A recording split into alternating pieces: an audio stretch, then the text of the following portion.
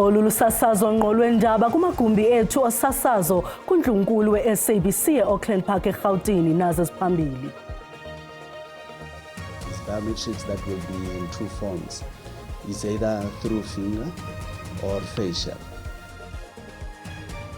I-agenda yezibonelelo karhulumente isasa izilungiselela ukusungula inkqubo yobuxhaka-xhaka bale mihla eza kusebenzisa ubuso okanye iminwe yomxhamli njengesiqinisekiso ukulwa ubuqhophololo. Ngala nje ezantsi khona laba bengirequeste khona u-XL la kufanele kuzogibela khona abantu abawu-6. So bangithululisa ngihamba nabo abagibeli babathulula bangishaya futhi. Abasemagunyeni KwaZulu-Natal bathi baza kulukhawulezisa ungenelelo kumbhodamo oqhamuke phakathi kwebhunga leeteksi ezikhwetywa nge-intanethi nombutho weeteksi iKwadabeka. Molweni emakhaya, khongozelani uvimba ngokuhlwanje. I-agenda yezibonelelo karhulumente isasa izilungiselela ukusungula inkqubo ebanzi ngoMvulo umhla wokuqala kuSeptemba. Le nkqubo yobuxhaka-xhaka bale mihla ijoliswe ukwazisa abaxhamli ngobuxhaka-xhaka bale mihla kusetyenziswa iminwe okanye ubuso bomxhamli. Le nkqubo intsha i-Beneficiary Biometric Enrollment ikwajolise ekusiphuleni ubuqhophololo nokukhulisa ukuthembeka kwenkqubo yezibonelelo. Kusungulwe inkqubo entsha yobuxhaka-xhaka bale mihla i-agenda yezibonelelo zikarhulumente isasa ekunyanzelekileyo ukuba abaxhamli bayisebenzise ukuzazisa ukuba ngabo ngokwenene. Isasa izama ukwehlisa into ethi ziimposiso kwiinkqubo zayo xa kuhlawulwa izibonelelo. There is biometrics that will be in two forms. It's either through finger or facial. So the finger part, it has been, I think the configuration portion of it, it's at maturity level. It is the facial recognition part that we have not yet fully concluded. Kulindeleke ukuba oku kuza kuhlaziya ulawulo lwezibonelelo kwaye zingabonwa zisathuku ziintshukumo zobuqhophololo. From 1st of September, how it's going to work is, in addition to that which we were doing, we have another step that we have added. We're going to take your finger. You'll put your finger on a biometric scanner. That finger that we are taking is going to be verified with the Department of Home Affairs to confirm if this finger that you are giving us, is it matching with what you have Home Affairs had stored for you. Abanye abaxhamli bayisebenzisa okokuqala le nkqubo. It's very helpful since we're here, we've been helped, and also for my son, his signing is deaf and the system is very well. Thank you to the lady that was helping us. It's the first time I'm using it. It's so quick and simple. No, I enjoy it. Isasa ithi imilisele iziseko zophuhliso nezixhobo kuzo zonke iiofisi zayo kulizwe ngokubanzi kwaye ayilindelanga amagingxi-gingxi uqala kwiveki ezayo. Abasemagunyeni KwaZulu-Natal bathi baza kulukhawulezisa ungenelelo phakathi kwemihlambi yalanayo phakathi kwebhunga le-e-hailing nombutho weteksi iKwadabeka. Oku emva kokuba umqhubi we-e-hailing kubikwe ukuba uxhatshaziwe, omnye wadutyulwa kutyhola umnini weteksi iKwadabeka kwintshona yeTheku. Kulandela esi siganeko kuthathwa abaqhubi beteksi abali-15 bayokuphekwa ngemibuzo ngamapolisa. NgoLwesithathu kusolwa ukuthi kushawe abashayeli ababili be-e-hailing kwathi enye yezimoto yadutshulwa ngabanikazi bamatekisi kwaDabeka ngasePhayindana. Omunye wabashayiwe, umnumzana uMhlengi Mfeka, uthi uqale ibhizinisi le-e-hailing ngonyaka odlule ngoba engawutholi umsebenzi.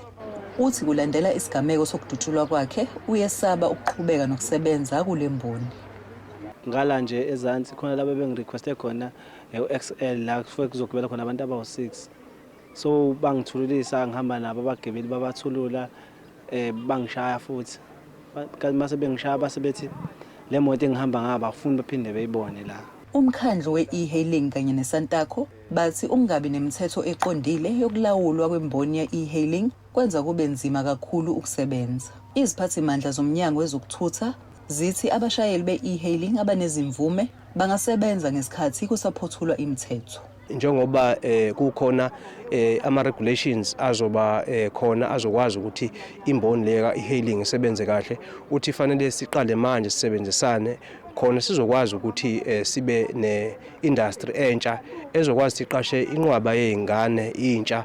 Amaphoyisa kwaZulu-Natali akuqinisekisile ukuthi bangu-15 abantu abathathiwe ukuze bayophekwa ngemibuzo. NginguNhlakanipho Magwaza ezindabeni ze-SABC eThekwini. Abahlali basemagogeni kumasipala wasekuhlaleni iNkomazi eMpumalanga baphume iphulo loqhankqalazo ngenxa yonqongophalo lwamanzi kule ngingqi. Bavale yona ndlela isetyenziswayo kule lali ngamatye nenkunkuma. Abahlali bathe oko bengenamanzi ukusukela ngoFebruwari kulo nyaka yaye batyhola umasipala ngokungabahoyi. Indlela ingundoqo kwilali yasemagogeni eMpumalanga ikwazanga kudlula zithuthi nanjengoko abahlali beTshotshe entla beyivala ngamatye nenkunkuma ngexa benyanzelisa inkonzo ezisiseko zogqithiso lwamanzi. Ukusukela kweyoMdumba ukutsho ngoFebruary walo nyaka bathi abazi nethonsi lamanzi asuka kumasipala. Kungoku nje bakhalaza ngelithi bayanyanzeleka bathenge amanzi ze abo baswela iqhosha elingenamntunja bayokha amanzi edamini. Sina 3 months emandi aswakhi siphila nganayo ibhabhanayo. Kufuna lamandi uwathenge kwathiwa la emagogeni side lelithange lelikhona alikhona kusinethisa sonke. Ngumphakathi nje sivala umgwaqo sibhikishela indzaba yemandi. Kananjalo ababahlali abasisifu ngumsindo nabaxhwalekileyo babhebhethe uceba wasekuhlaleni bekholelwa ukuba ubalahlele kwesinomhlwa ngokuphathelene nezidingo zabo. Kambe ke usodolophu walomasipala wasekuhlaleni uphindile Magagula ubikele uluntu ukuba yena uchazelwe ngale nyewe yamanzi kecawe. I'm going to make sure with the officials, hence I was indicating to them because I'm not an engineer. When they say go and open water, I can't open water because I don't know where to start. But I rely to those professionals to assist me. Ukanti ke usodolophu Magagula ucele abahlali ukuba bavule indlela logama besenza unako wezicwangciso zamatanki okugqithisa amanzi kubahlali. Kwalapha ezindabeni kubanjwe inkonzo yesikhumbuzo sikampondo sihlanjiwe womdlali wenkqubo zikamabonakude umama uNandi Nyembe nosweleke ngempela veki. Kona masiqale evenkileni.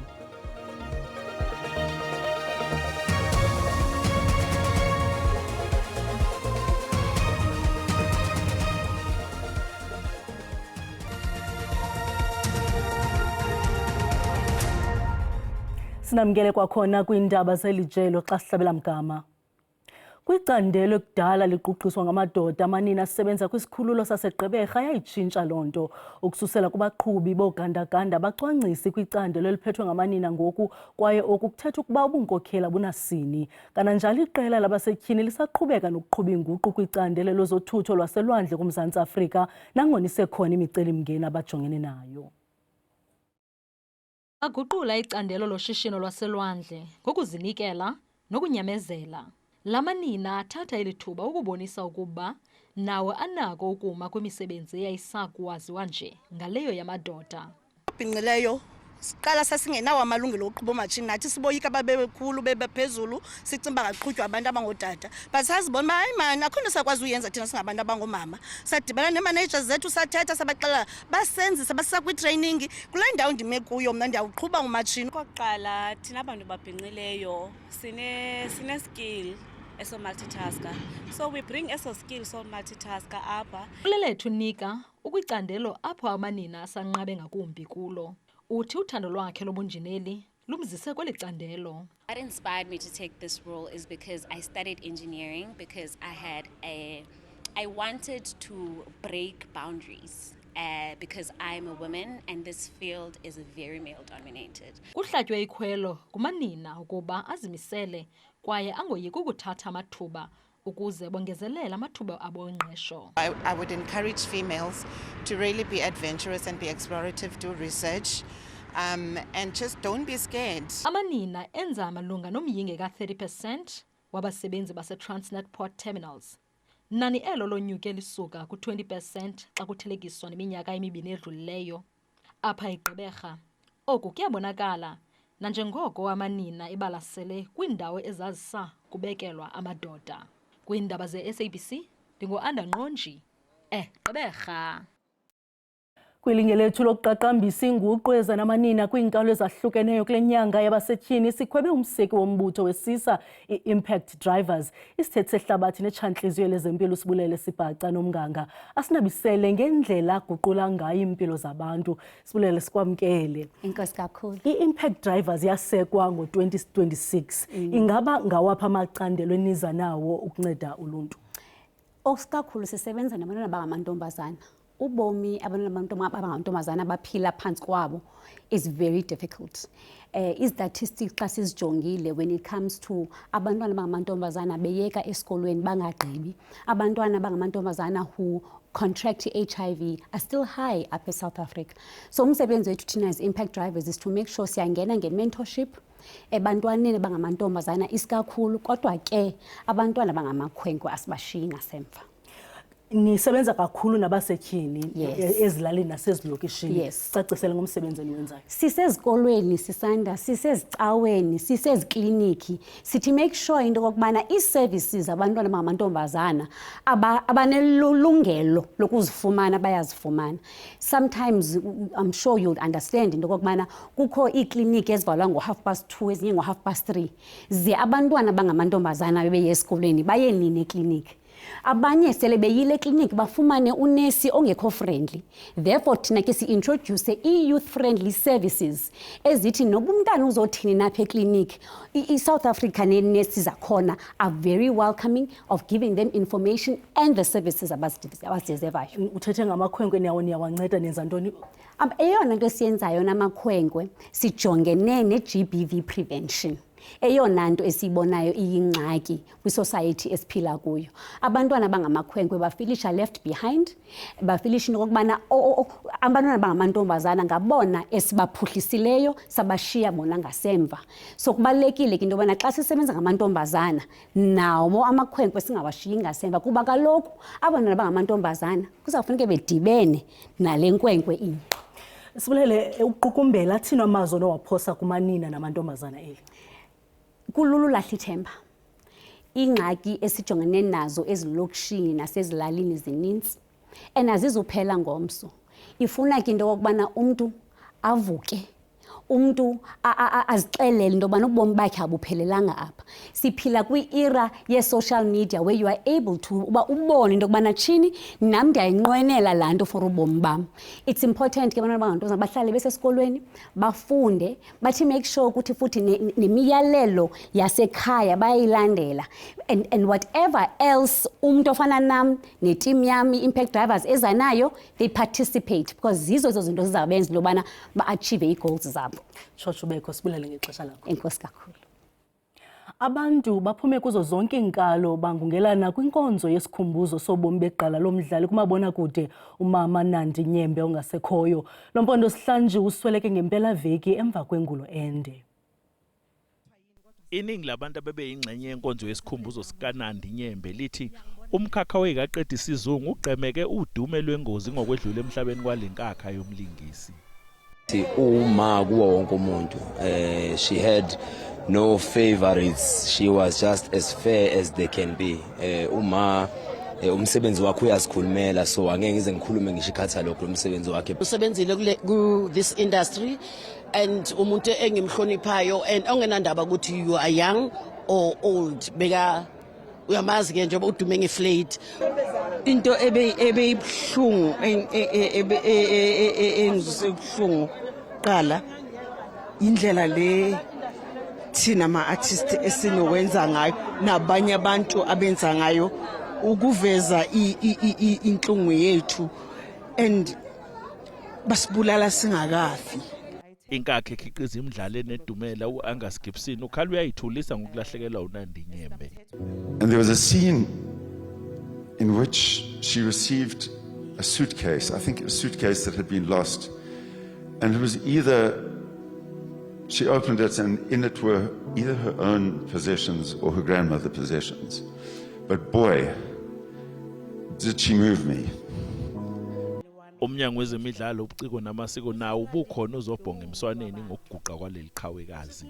Rise today with deep sadness, yet also with profound sense of honor, to join you in paying tribute to a stalwart of our arts, culture and heritage sector, a legend, Mamnandi Nyembe. Inkonzo yokuphelezela lenkakha izobanjelwe eRandburg eGoli ngoMgqibelo, kanti uzobekwe endaweni yakhe yokugcina emathuneni aseWest Park. Igama lami nguCalvin wakwaDludla. Eindabeni ze-SABC ngibika ngiseGoli. Okugqibela, urhulumente wakwaZulu Natal usungule ngokusesikweni indawo yamangcwaba yomongameli ongasekhoyo uPrince Mangosuthu Buthelezi njengendawo yegugu yephondo. Umntwana wakwaPhindangene wasungula iNkatha Freedom Party ngo-1975 wayikhokela iminyaka engama-45. Wayekwaliphakathi elikhulu kubukumkani nesizwe samaZulu phantsi kweekumkani ezintathu.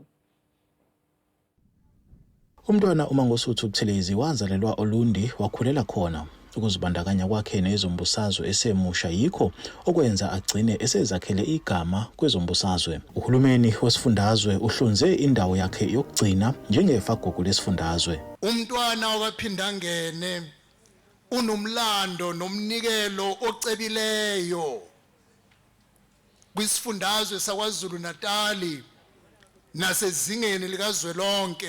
Undunankulu wesifundazwe uMnumzane uThamsanqa Ntuli uthi lesenzo akuhlosiwe ngaso ukuqhuba izinhloso zezombusazwe zeqembu elihola uhulumeni kwaZulu Natal iIFP. Lokhu ukuthi indawo yakhe ibe indawo yamagugu kusemqoka kakhulu kabi ukuze nezizukulwane eziyokhula ngisho singasekho thina zikwazi ukufunda ngomlando womntwana. Umnyango wezamasiko esifundazweni uthi uzokusebenzisa imali engango-7 million amarandi ukuqedela lo msebenzi wokuthuthukisa le ndawo ukuze ihehe izivakashi.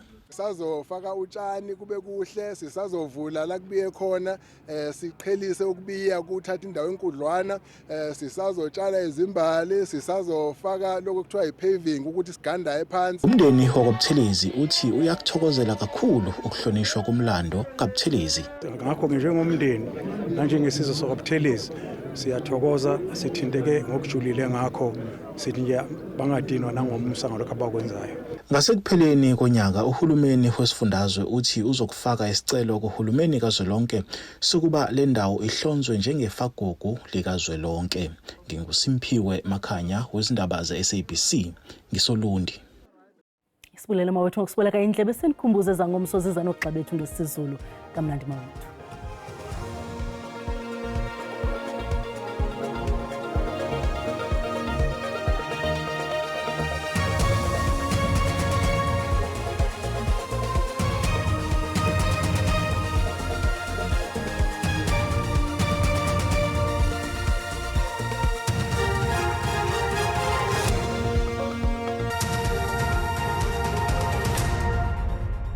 Buthelema wethu ngicela sikhongozele nalo uqikelelo lwemozulu mahle kakhulu amathuba emvula phaya kwindawo ezifana nako Appington kwehlela kwindawo ezikumntla-ntshona waphaya eMpuma Koloni kungenjalo ku-30% wamathuba emvula olindelekileyo kwindawo eziphaya eMpuma. Kanti ke ngomsombukeli sabona into yoba zizawuthi qolozi sinezamvula zingephi kwindawo esembindini ukwehlelela isuthu ngokunjalo naphaya eMpuma Koloni. Kanti ke zikhona nezibhaxu zenkungu uqala phaa kwimimandla esentshona ukugutha njalo ungena phaya eMpuma Koloni kuyaqhina phaya kwaZulu Natal. Kanti ke mbukeli uyabongozwa into kuqaphele kaloku ezandudumo ezimandla ezilindelekileyo phaya eAppington ngokuhlwa nje. Kanti ke ngomsombukeli imozulu uthanda ukufudumala futhi komile kulindeleke ke nokunwenwa kwemililo yamadlelo uqala phaya eAppington kwindawo esembindini phaya kuyangena phaya ePitoli ngokunjalo nakwindawo ezikumantla waphaya kwaZulu Natal. Wona amaqondo okutshisa aphantsi asibonisa into yoba noko kuthande ukufudumala phaa kwimimandla esentshona. Amaqondo abetha phaya ko-12 degrees Celsius eKapa Lodumo.